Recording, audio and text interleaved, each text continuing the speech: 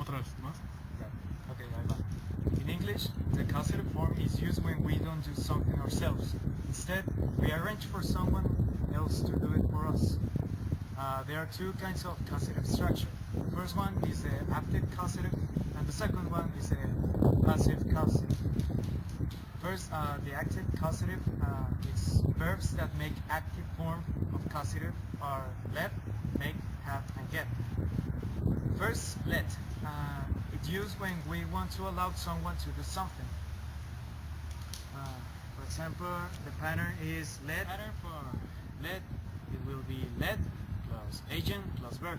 For example, she let me borrow her book.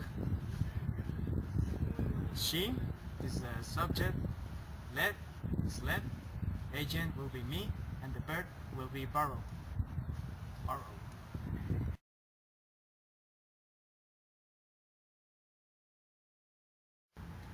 Now we will continue with make. Make is used when we want to force someone to do something. The pattern will be make plus agent plus verb. For example, my mother makes me do my homework. The explanation will be my as a subject, make is made, the agent will be me, and the verb will be do, my homework.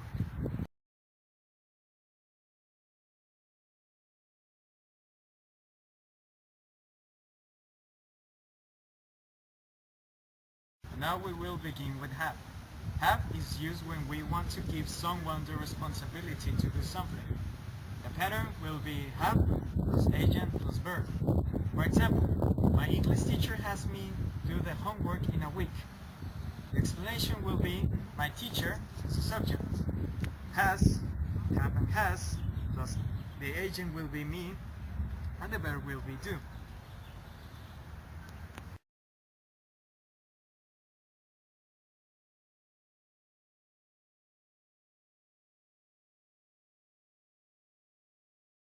And now we will continue with get. Get is used when we want to convince to do something or to trick someone into doing something. The pattern will be get plus agent plus to plus verb. An example will be my friends get me to take the test. My friends as a subject, get as get, agent as me, to as to, and the verb will be take. Request.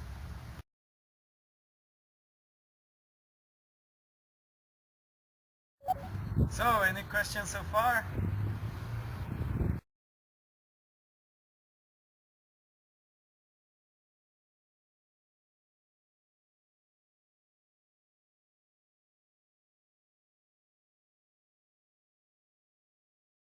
The next form is, the next causative form is get versus have. Sometimes get to do something is interchangeable with have do something, but these expressions do not mean exactly the same thing. Let's go ahead and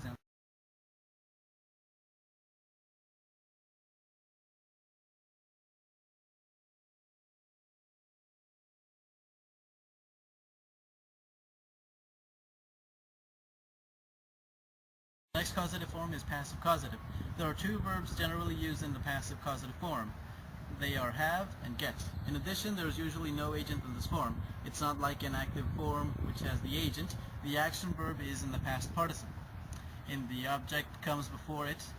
The difference between have and get is a passive causative form is the same like an active causative from explained above.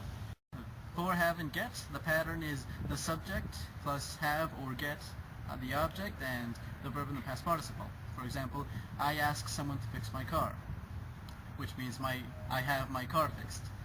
Or another one is she asked John to wash the plate, which is the same as she got the plate washed. An exception to this rule would be if the verb gets followed by personal nouns and past participle can't be used in it. Instead, we must use the to infinitive, so it will become just like an active causative form. For this, the pattern would be the subject plus get, and then the object or personal noun plus to plus the verb.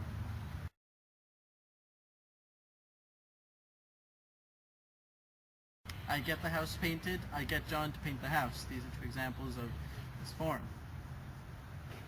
In addition, modal auxiliary verbs may be used with causative sentence structure. Most often, modals as expressed a suggestion by the speaker, such as you should have your hair cut. He should get his decision changed. She will have the food cooked. The next form is need and want. Need and want may be used in passive causative sentences. In some cases, the passive causative verb had or got may be dropped altogether. Yes. So that's pretty much it about passive causative forms. So far, do you guys have any questions? No. Hello there. Today we are going to talk about the passive causative, or things I have done. Let's take a look.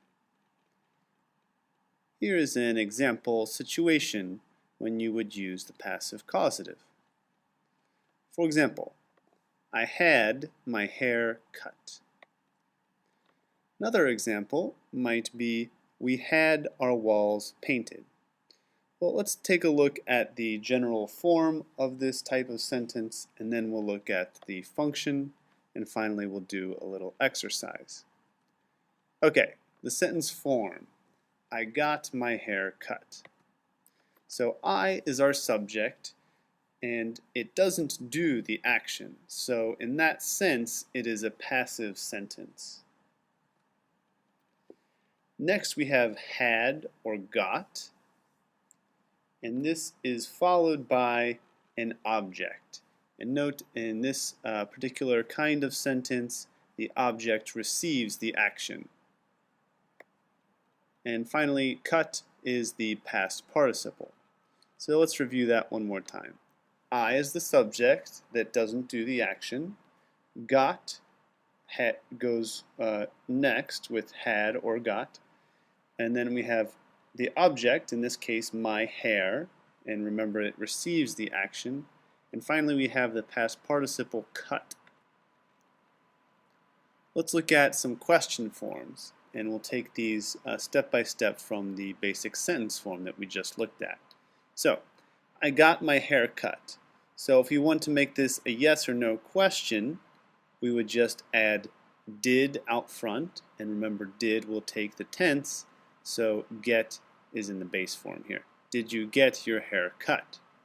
And if you want to make it a WH or information question, just add the WH to the front of that question. When did you get your haircut? Let's take a look at the next example. This is in a different tense, in the present perfect tense. We've had our walls painted. Okay, so to make this particular sentence a question, a yes or no question, we would say, have you had your walls painted? So the auxiliary would go out front in front of the subject here.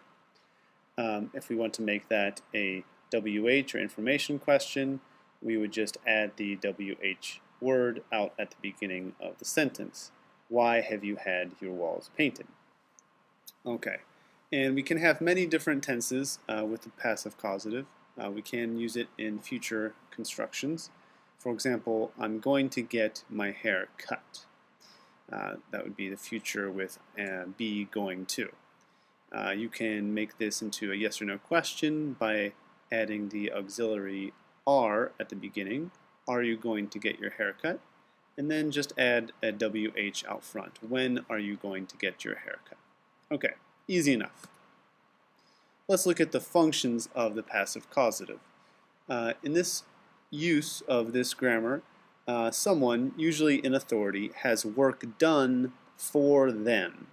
So, for example, the police sergeant had the man arrested, or the president had the law changed.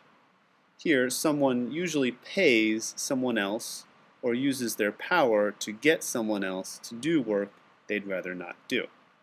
Another example might be, the millionaire had his house remodeled.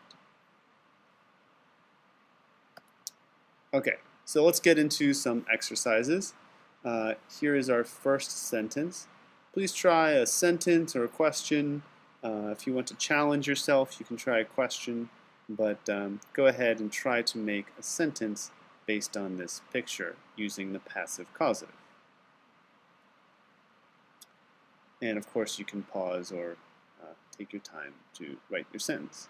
But for now, let's move on to picture 2. Okay, very clean house.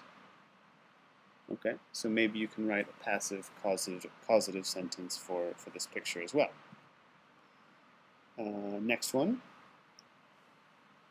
And you may or may not want to include the elephants in this picture. And next, they are cutting the grass. And that's it.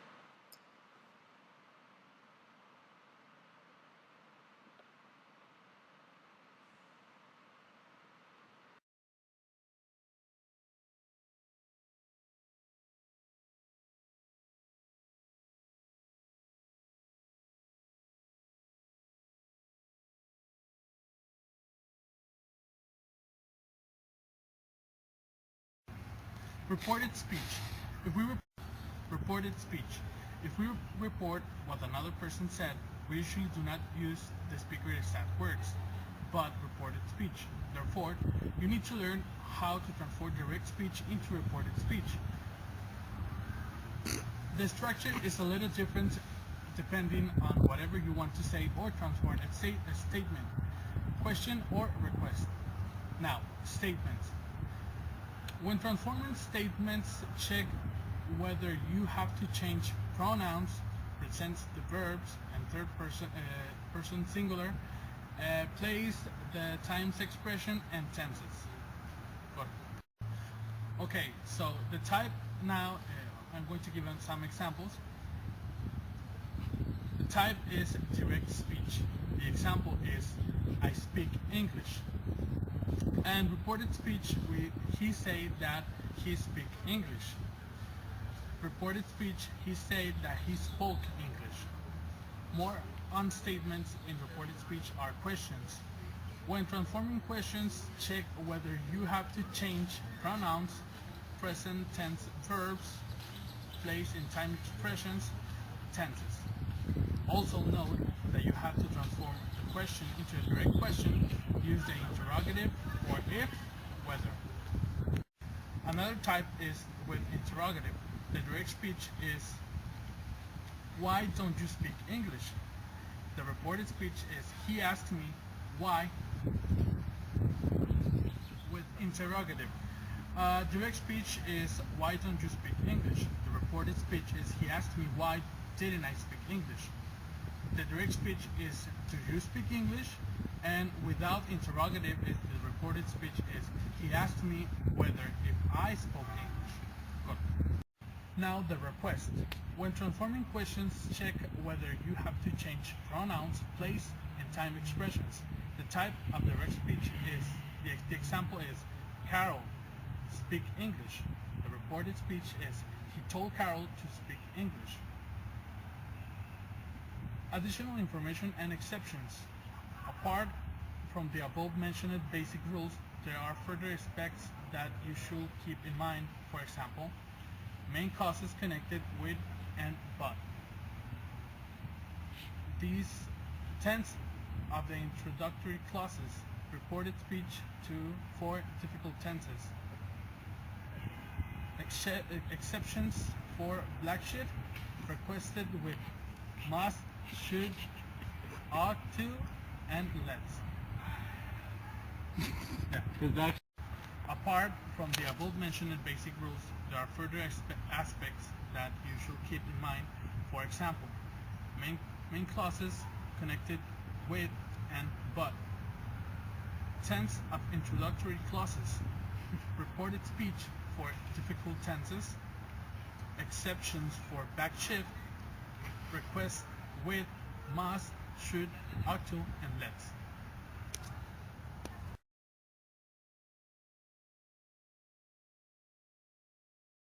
So this is the end of the class for today. Now we will proceed with some exercises.